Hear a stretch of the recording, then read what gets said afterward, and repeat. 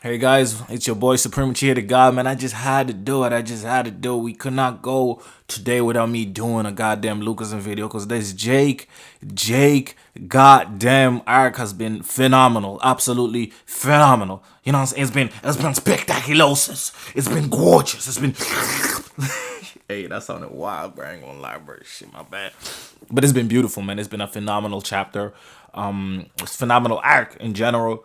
And that ending with Sinu and everything about it was just absolutely beautiful. You know what I'm saying? So I want to talk about how sad it is, bro, for Jake, man. You know what I'm saying? It's really been, an insane life, from your dad being a gangster who, took care of everybody except his own family. Really, he's dead, and you being hoisted up, and yet living that gangster lifestyle and leaving that gangster lifestyle and wanting to be more and different and unique, and just focusing on yourself and really trying to just be a good kid, and even pushing somebody that you knew confided in you and trusted in you and was willing to take bullets and die for you, and telling him, you know what, focus on your school, do better, do you know what I mean, do you study, go hard, work hard. And I still look forward to finding out how they formed the friendship and why Jerry is so in love with Jake. And I mean, I can understand why he would fuck with Jake, but why the bond is so powerful. It's just been amazing, man. Honestly, one of the best Lucasm arcs in a long time. It's pure, it's deep, man. You really get to know these characters, and the way he figured out that Sinu was using him for something. He figured out that Sinu, didn't truly sell. Big deal. He couldn't believe it. He was like, I know you're not doing it. Like, I know you didn't do it. And Sinu was trying his very best to just be like, yo, dude, I did it. Like, dude, I did it. I got the money for it, okay? I got the money for it. And, Sinu was disappointed at the end of the day because he beat Jake. But I think obviously Sinu was a good bit older, and he was going toe to toe with goddamn Goo. Like, so I don't know how he expected Jake to beat him. But he sold himself for 1 billion to become a prize fighter, essentially, in the underground.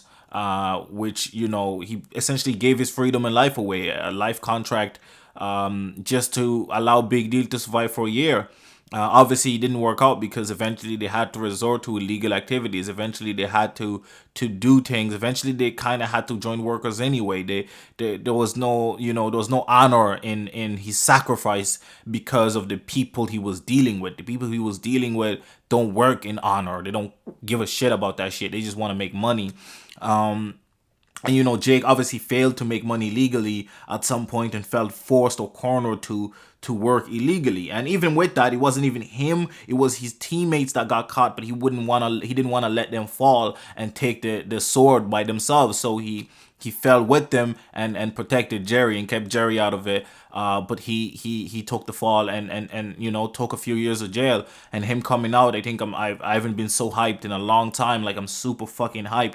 It feels like Big Ben versus goddamn Jake fight. Like, I'm so excited. I cannot wait. That's Weak Hero, not Lucasm, for those that aren't aware. But I just had to talk about it, man. Jake, man, big props, man. The development, and he was already somebody I fucked with, but the development he received, and that was like before he really got development. But the development he's received, the scenes in jail, and just how he treated Jiho, and how he saw potential in him, and how his mentality has changed. Like, you gotta fight, like your life depends on it. You gotta fight to kill, and how before he was a very composed guy, very cool guy, very avoid fight if he has to, and now he's become vicious because kindness only got him in jail. Only it didn't do anything for him, right? The people he took a knife for don't seem to be all that loyal either. So it's like, unless he has power and he has money and he has these other things, you know and the fact that obviously the biggest four gun really betrayed him,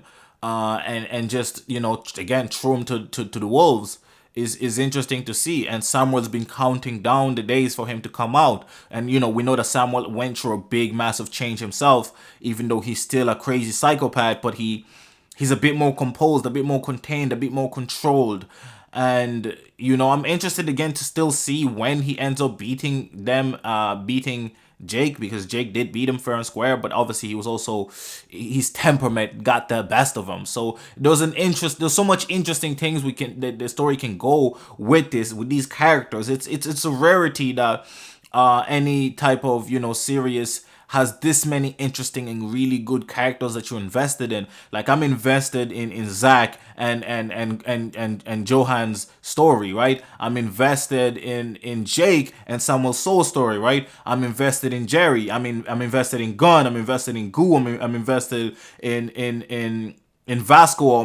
You know what I mean? There's so many characters that you're invested in through this, because of the series. I'm invested in Warren. I'm invested in so many characters, and it's not just the good guys or the good side. It's a mixture. You really get to see the blurred lines. Like, are these guys really negative or positive? Like, you really see that. And Jake Paul, I was gonna call him, for fuck's sake. It's because of that damn Nate Robinson fight. He just knocked this motherfucker out. But anyway, Jake really came through with the sauce. And he's just built different, and I'm just excited to see the development. And he's a kid that just went through so much pain and so much hurt, and he the way he looks out for it didn't look like anybody looked out for him that way. Sinu didn't look out for him that way, because I think what would have helped is if Sinu just straight up told him and then tested him or something. I think a year with a building, he put too much pressure on the kid's shoulder. He didn't even wanna be a part of this thing. Sinu dragged him into the thing and then left him with all his burdens, which is a shame, because I think Sinu is ultimately the catalyst that leads or led Jake into the abyss, into the darkness, into the dark side, into looking at Jiho and saying, maybe your way is the way.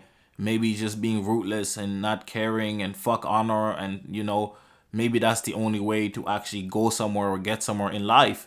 And obviously Gunn plays a massive role in that. Gunn kind of plays a massive role in everybody's downfall. He's kind of the guy that really, he actually does worse. Even though Goo gets the negative attention for being brutal and ruthless in a fight, Goo actually has done less negative overall as Gunn has. Gunn has ruined so many people's lives. He's dragged so many people into things, forced them to do so many things, which is intriguing and interesting to see. I wonder who's stronger between the two of them.